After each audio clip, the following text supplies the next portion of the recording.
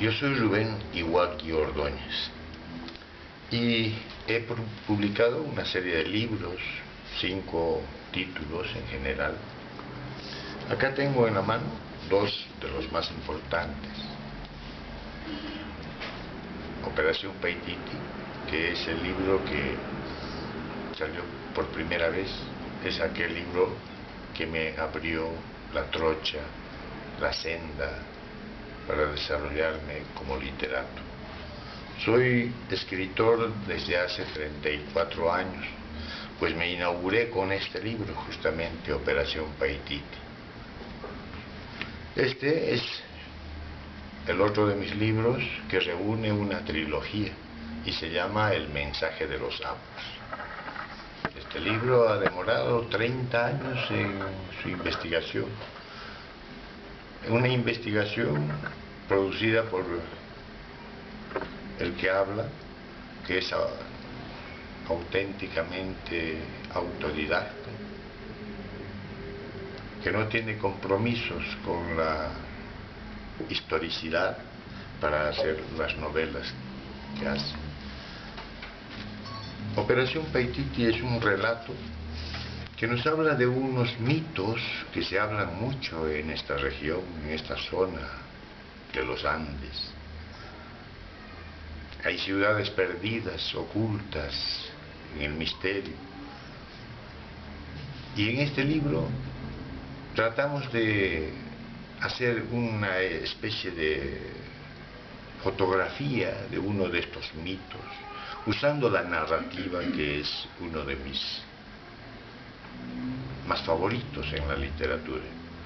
Entonces, yo he tratado de volcar en este libro una serie de vivencias propias, armar todo un complejo de vivencias muy propias mías, vividas en la selva de Cosquipata y en la ceja de la Amazonía, donde se escuchaba desde que yo era niño los cuentos y los mitos del Chuyanchaki, de la serpiente, de la anaconda y del tigre, entre ellos los más fascinantes, los de una ciudad dorada perdida en la selva, una ciudad de piedra, hecha con mucho arte y con decorados fabulosos, con objetos de oro, bueno, de aquel metal brillante. Cuando yo decidí hacerme escritor hace 34 o 35 años atrás,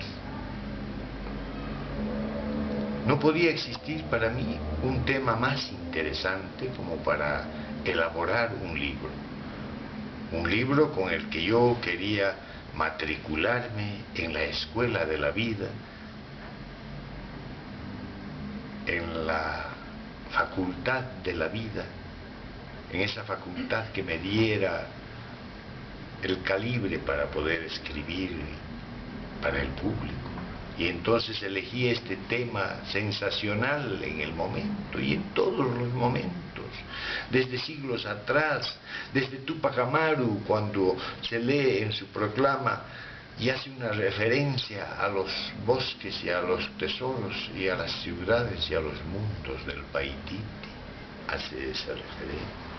Entonces se ha venido buscando siempre, pero hablando casi en silencio, casi en secreto, hablando muy despacio, porque era un secreto público.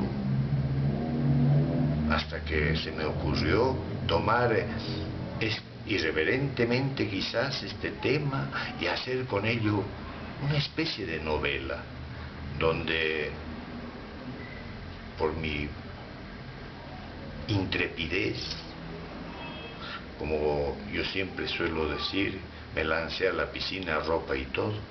Sí, tenía en mente siempre desde muchacho escribir, hacer cuentos y poesías, y me parece que en este cuento he volcado todo un mundo de especulaciones, de cuentos, de leyendas, de mitos, de tradiciones.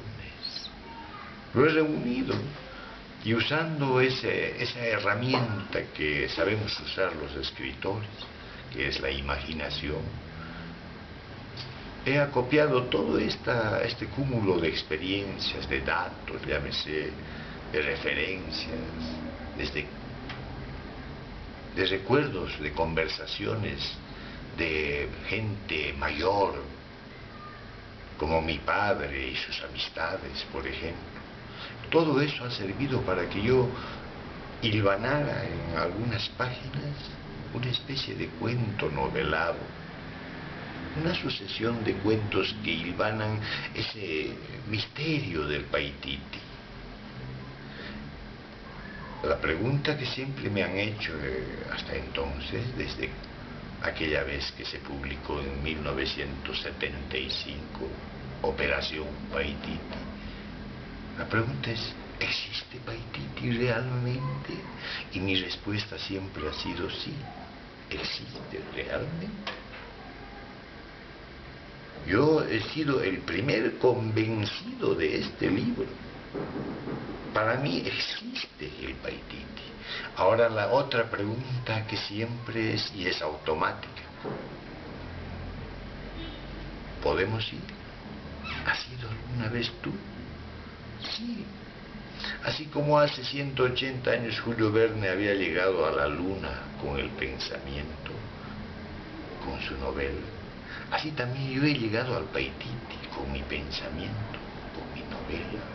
Como dice Enrique Rosas Paravicino en sus palabras de crítica dentro de este libro a manera de prólogo,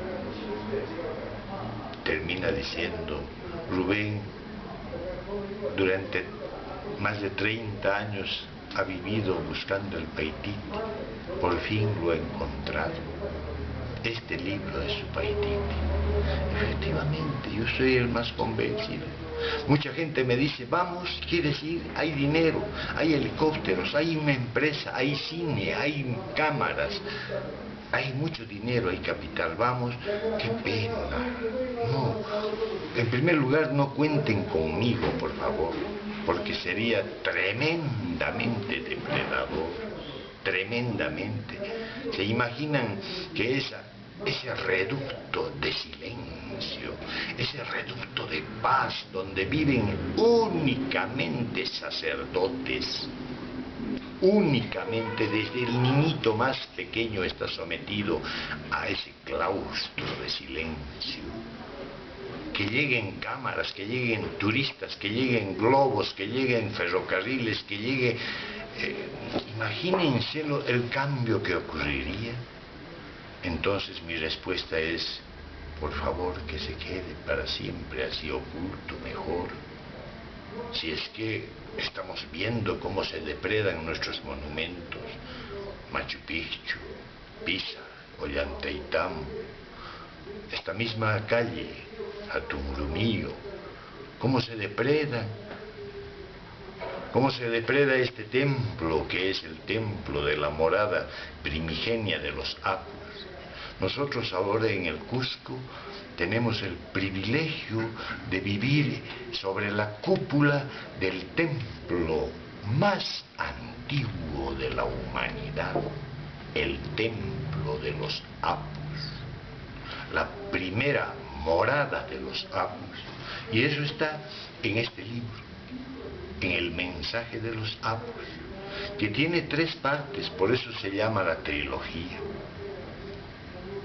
Este libro contiene el mensaje, el Príncipe del Sol, que es su primera parte, que trata sobre la llegada de un príncipe del lejano oriente